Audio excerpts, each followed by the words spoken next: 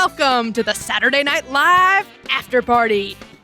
This week, we'll be discussing Season 46, Episode 5 of SNL with host John Mulaney and musical guest, The Strokes. I'm Catherine Coleman, and I'm joined this week by Steve Finn and John Murray. If you'd like to connect with any of us, you can do so at snlpodcast.com. Enjoy these selected highlights from this week's discussion, and if you'd like to watch our full-length, ad-free sketch-by-sketch review, you can find it exclusively on Patreon and Subscribestar/SNL Podcast. It's our supporters who make this show possible, and we are so thankful to everyone who's already come on board. All right, here we go.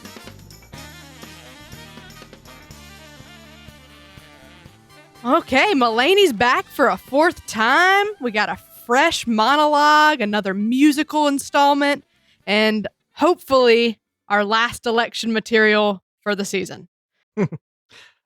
Last pre-election material. I don't think it's the last we will hear of the election goings on. But before we get into that, you want to cover thank our patrons? I want to thank Dave Hassar from the glorious capital of Canada, Ottawa, Ontario, and Chelsea from California, 2 new patrons. We're so happy to have them on board. And just a reminder to anyone that would like to check out our full-length coverage, you can save 10% on Patreon if you choose to pay annually. Otherwise, you get our full video coverage for $4 a month, which I think is a steal. If you agree, please head over to Patreon, support us, and then you can get our coverage, which is clocking in right now around an hour 20 an episode. So there's plenty of content to be had for anyone that would love to join us on Patreon or Subscribestar. I'm supposed to make an announcement. On November 3rd, there is an elderly man contest. John Mulaney reassures us that post-election slumber parties will still be problematic. Steve, did this monologue work for you? Absolutely. It had all of the Mulaneyisms that we've come to know and love. And I'm seeing a bit of a streak in monologue fibs. You know, we had first black female host with Issa Rae, which is obviously not true. And now we have John Mulaney claiming that 4 times is the most anyone's ever hosted. This was so good. And I'm happy to say that every time I thought it was over, there was a little bit more. Like, this monologue went on for a little bit and I didn't mind. It didn't feel too long. I knew it was going on for a while, but I was having so much fun. I did not mind at all. Yeah, so like some of the other stand-ups, I think particularly with Chris Rock, we were sort of batting around, or we may be seeing some rougher material because they're not able to test it out. But with Mulaney, this felt pretty smooth. This felt pretty polished. I think he has tried it out a little bit at some socially distanced things, but I mean, this felt pretty top form Mulaney. I really enjoyed it, particularly the joke about grandma's not voting.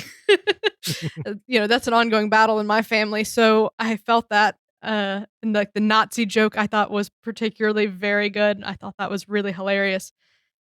The sleepover thing rubbed me the wrong way a little bit, just because of the message there was that voting doesn't matter, and I think that's a bad message to be sending.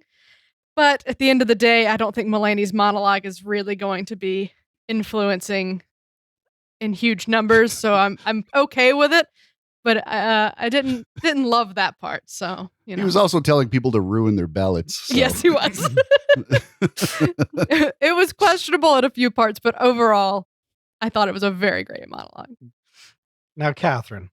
Yes. I don't think SNL has ever veered closer to doing a 90-minute advertisement for the Democratic ticket than they did. This is true. Tonight. So I don't know if we should be sweating it that Mulaney had the audacity to goof on voting rather than, go all in on the social messaging, which we got a heck of a lot of. Yeah, I think we got our fill. At least that's how I was feeling. So I was happy that he played both sides of that a little bit. Like when he was doing his whole, there's this one old guy and then there's this other old guy and you got to pick which old guy you That like part the was best. funny, yeah.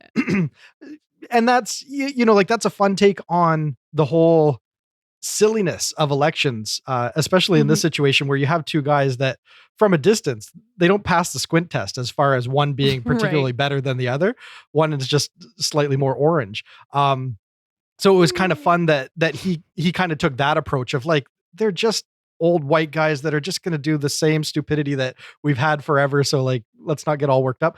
I thought that's kind of a fun take that you don't hear much of because people are so impassioned that they wouldn't want to do something down the middle. They feel a need to advocate for their side. So the fact that he didn't, at least at that point, I thought was kind of fun.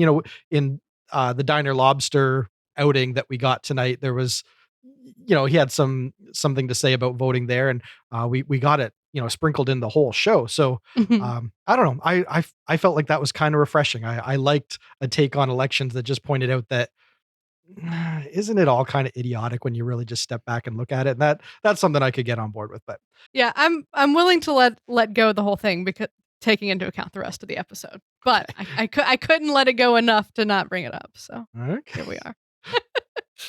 In the end, I guess that Trump was right, that he is not a typical politician, since politicians don't typically spend the last week of the election murdering their own voters. Che and a newly married Colin Johansson discussed the latest election season drama. Steve, did you feel like Weekend Update is continuing to improve? This was definitely on par, if not a full improvement. It was consistent in its quality for sure. Definitely an angry mob of an audience when it comes to hearing what Trump had to say about doctors and COVID. That's our president, recently saved by doctors.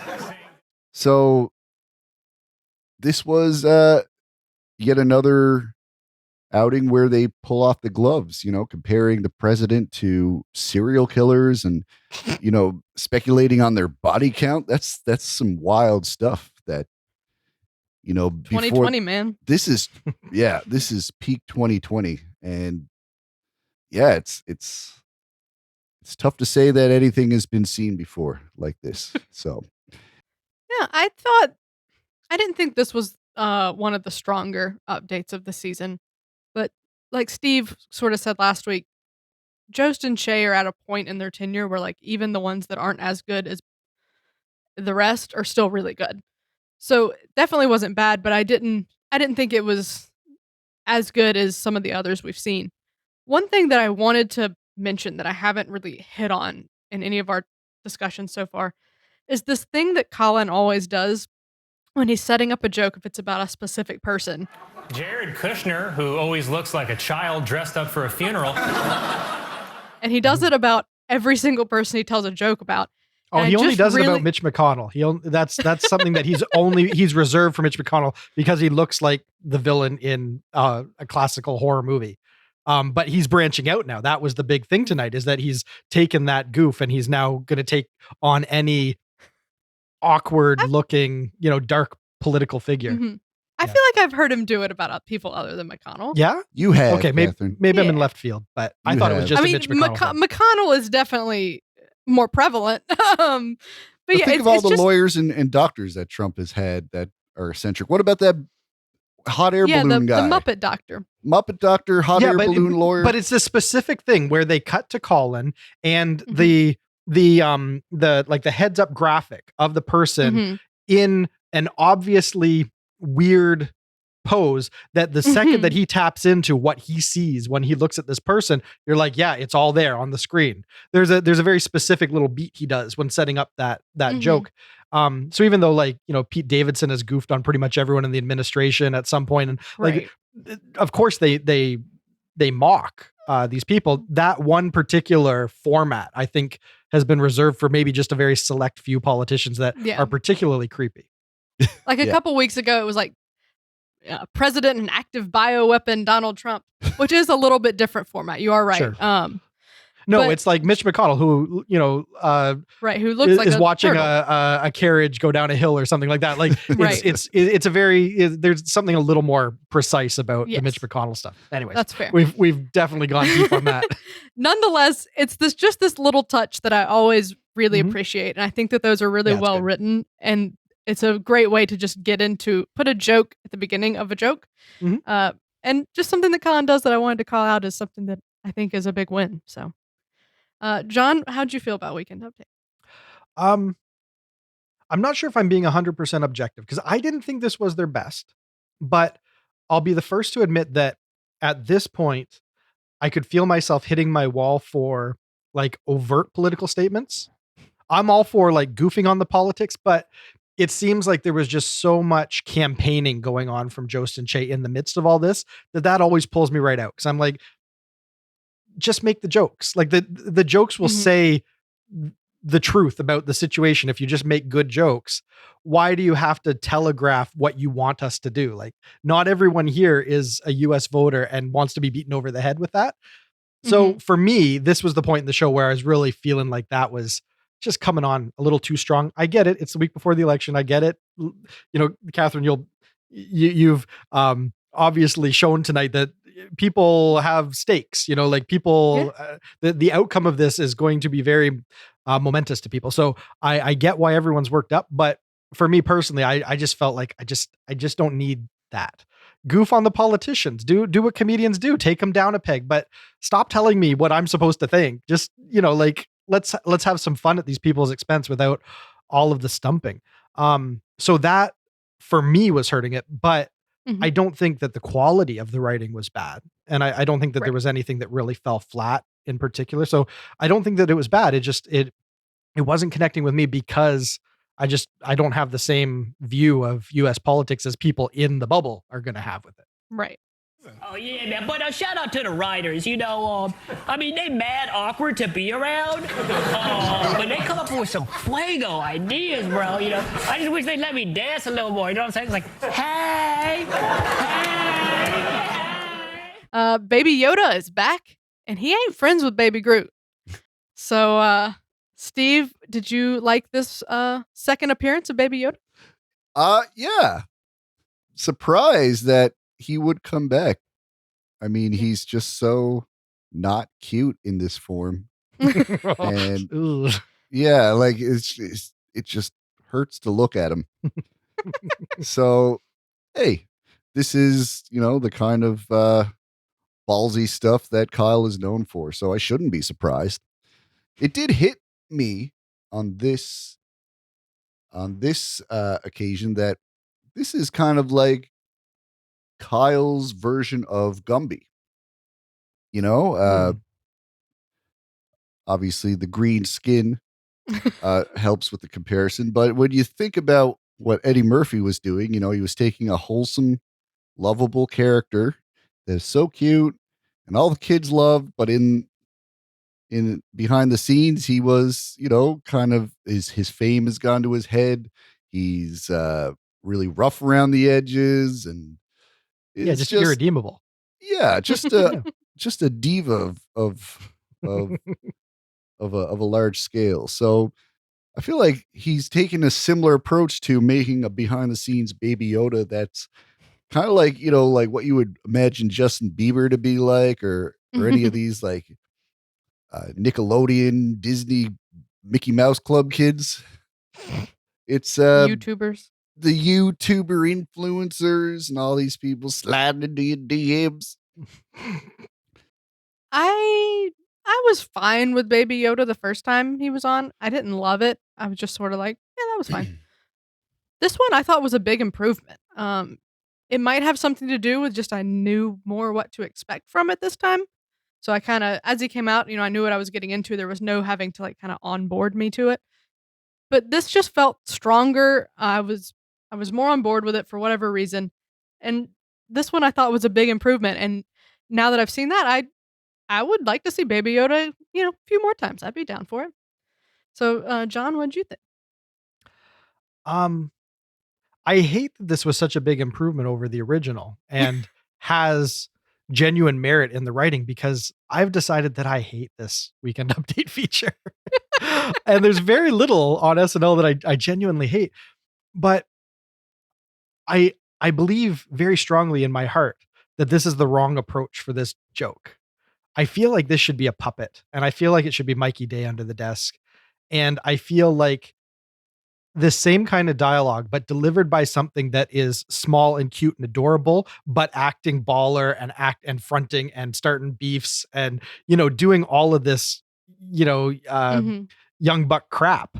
I think it would play so much better if it wasn't this distracting, huge prosthetic on top of Kyle with his beady little eyes, which betray the Baby Yoda character. Because if they could make this character cute, to me, the joke would make so much more sense. But this thing comes out, and I think that the joke is that in real life, like, Baby Yoda is just some sort of like weird, grotesque thing. Like, it's hard for me to separate what I'm seeing on screen from the character, that I think it would be really hilarious to hear vulgarities come out of his mouth. That little baby puppet. If they had a low rent version of that delivering these same kind of stupidity, I think it'd be brilliant. I hadn't considered that, but I do think that it would be an improvement if they could get a puppet or even just the little animated version of him. So yeah, very interesting takes on Baby Yoda. Then let's keep going. Hey, Times Square minion! Why don't you show this guy the back of the store where the people of Times Square habitate?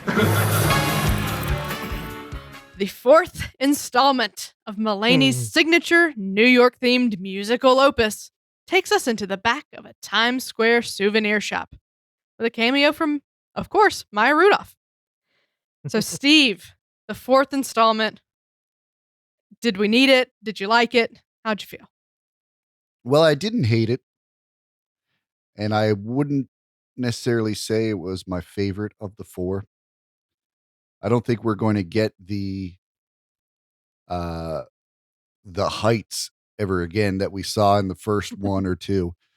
I mean, I really love the bodega. I really love the diner. This one, it was still a lot of fun. You could tell it's a bit smaller scale. That's one thing they have working against it with COVID and all the restrictions. They can't one up the last one like they've been trying to do. True. So it kind of doesn't really stand a chance, because that really was the challenge they were giving themselves when the world was still spinning. And it was a little bit different. Like, they had to, they completely forgot about the underwear after a while, and they had to really just remember what started all this? Yeah. Which almost made it like a whole new meta joke. Is like, this is what we were doing, remember? It wasn't the strongest setup of the four. Diner lobster, we get it. Bodega bathroom, gross. Airport sushi, how dare you? Times Square underwear, is it as immediately like, oh God, how, it's not as immediately we've all had this offensive. experience of being faced with having to buy underwear. Yeah. No, you're right. So, it's not quite as much of a truism. Yeah. Right. It did. Right. So it wasn't as striking of a setup and didn't leave as many great specifics as something like Diner Lobster.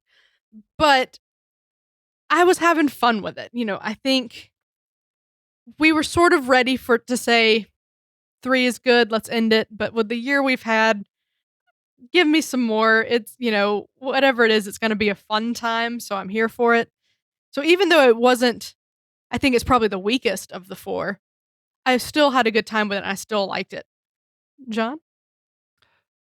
They work so hard to make these special. And the only critique I can really offer is the same one I've offered since the second one, which is without the surprise of them going all out right after update and just giving you this unexpected treat of the biggest sketch that they're capable of producing and bringing down the house without the surprise of it. It can't be as fun, and now we have anticipation because we're expecting it to come back. And so now it's so inevitable that it doesn't feel as grand. And I think you guys are right that no wire work. Like there's certain things that they just can't do. They don't have sets ascending out of the way to make room for like, there just isn't as much theatrics that they can bake into this. So, yeah, it's kind of hard to just keep one-upping yourself when they already shot so high on the first one. When you're already at the top, what can you do? So I would have been happy to have it be left as a trilogy if they'd come back and they'd stuff the back half of this with just tried and true Mulaney type, specific, oddly dark, but disarmingly charming type of heady, dialogue rich sketches. If they'd given us a back half full of that, I would have been happy to start a new tradition of let's just turn out some really great sketch comedy when Mulaney comes, rather than feel like we have to keep doing this because the fans expect it.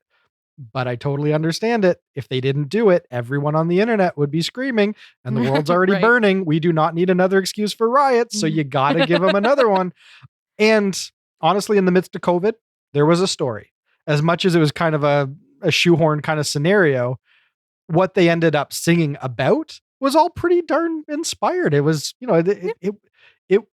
it had merit as a bunch of people on top of their game creating good material. It's just, it'll always live in the shadow and there's no way around it. So I'll always be split on these, but I still appreciate the try and the effort of it all. Yeah. Another thing that I think is sort of starting to work against them is that the songs are not as recognizable anymore. True. So, and didn't they go back to Les Mis in this one at one point? Yeah. So yeah, they ended with Les Mis again. Yeah. Which is a little, they've already done it, but it was nice because it was very immediately recognizable. Some of these other ones, I don't know what they were based on. I'm not the biggest Broadway person, but I do like Broadway, so I consider myself, fairly knowledgeable. So I think that's, in addition to the increasingly large shadow, they're also sort of starting to run out of immediately recognizable songs. So yeah, they got to dig deeper and deeper, and so it doesn't pay the same kind of dividends. It's true. Right. If you want to see our full sketch-by-sketch review, search for SNL Afterparty on Patreon or subscribestar.com. It's the end of our rundown, so let's get into our overall thoughts. John, how about you go first with the moment of the night? I got to give it to Chloe Fineman just taking over that whole musical sketch with 10 seconds of incredibly just 100% committed performance. Her whole body was in it. She was she just had like, she put some stank on it, and just like her voice had like some growl, and she just really inhabited that character for 10 seconds. And it's just really nice to see her again prove that she's not a one-trick pony, that she's got a lot that she's bringing to the show.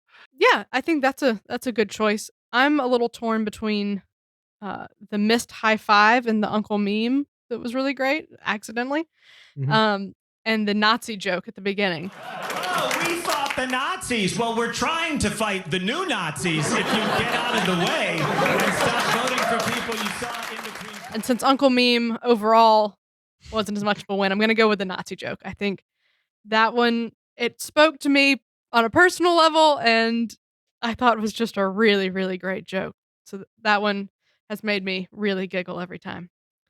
Very Steve, good. what's your moment? I have a special moment. There was a few moments all clustered from the same spot that I was wondering what I would give it to. It was all essentially the same stuff. It was the birds with their little hands or feet or whatever you call them, their appendages, doing things that birds don't do. I decided to go with the glass cutting shot. Sure. The little bird foot holding that, and just the stiffness, the clear holding of a stick with a bird foot on the end, like so hastily done. I loved it. It was funny. Yeah, those were fun little things, like the bird with the gun and stuff. Those were all pretty funny shots. Yeah. So. Fair enough. Let's talk about the best sketch. John? I don't think I've ever given it to a Cinema Classics before, but I think I'm gonna tonight. Interesting. Usually the Cinema Classics, they're usually kind of a one joke sketch. Like there's one fun observation, but they usually can't go too far with it. And that's why it's nice that you can always just cut it when it loses steam and go back to Keenan for one kind of capper joke. This Mhm. one, I felt like by embracing the absurd, they were able to get a lot more out of that goof of, well, how do you make birds scary? And how is it that anyone watches the birds today and still feels that there's any legit menace and can suspend their disbelief? I really, really like that observation. And Mhm. for Mulaney to, again, do what he does, which is observe and articulate all the stupidity in the world around him in such Mhm. detail. Having him in the mix, I think really made this one shine a little bit more too. Very good. I'm gonna give it to Strollin' to the Polls. Mm, I thought that one was that's strong. really exceptional. Been stuck in my head all day, and just a good, funny social commentary going on. So Yep. that's what it is. Steve, what's your best? I'm siding with John on the Cinema Classics Birds. It was so great. And as I was saying, there was a lot to enjoy. The premise of it, uh, the attitude of certain characters, the wire work, and half-assed uh, attempt at creating a bird attack. And yeah, just the weird, unpredictable uh, direction that they decided to take it. It was interesting to see uh, so early in the show. And sure, Halloween gets a bit strange sometimes when it comes to SNL sketches. Uh, I don't know. I just felt it was refreshing. All right. Well, the next up is MVP. Who's it going to, John? I'm going to give it to Chris Red. He was involved in the writing on the Strollin' music pre-tape. Um, he completely botched a high five with Pete Davidson in that meme sketch, which was really like So I think the funny. funniest thing in the whole thing. Mhm. And you know he was just doing the job. He popped up in a lot of sketches, and everything that he was offering was perfectly fine. So I think this week it's just kind of a volume thing. Yeah, I was torn between Chris and Chloe. Mhm. Chloe had that really breakout moment in the musical, and I thought was maybe the best part of the musical. And I Yeah. was leaning towards giving it to her, but John, actually, since you mentioned that Chris also wrote "Stroll into the Polls," I'm Mhm. back to giving it to Chris. He Yeah. had a really strong showing in everything he was in, and also nailed the writing on that one. So I think he edges her out a little bit. So Steve, do you want to make the MVP unanimous? No, I don't. Oh, Steve. I mean, I think Chris was great. Him and Brian did really good on the strolling to the pole sketch. But I really can't overlook everything that Kate McKinnon did in this episode. She did a lot of heavy lifting. She was back as Hillary, first of all, then she was Tippy in the Birds. She was the crazy Mhm. lady in the Yep. PSA. She was the shrimp in the I Love New York uh, underwear sketch. She was all over the place, and everything she did stuck with me and was memorable. I felt like she she takes it, and Yeah, that's Mm, solid. It's very fair. Yeah. And now that you've made that point, I've hurt my own feelings by not picking Kate McKinnon. So harumph. here we go. All right. On a scale of classic, great, decent, weak, or train wreck, how do you rate this episode? John? Decent. I think that's an easy decent. There's not much of a back half to speak of after the musical. Um, but we got some competent sketches, nothing that really broke the mold, and it wasn't what I wanted to see from Mulaney, but it's really hard to fault a Mulaney monologue.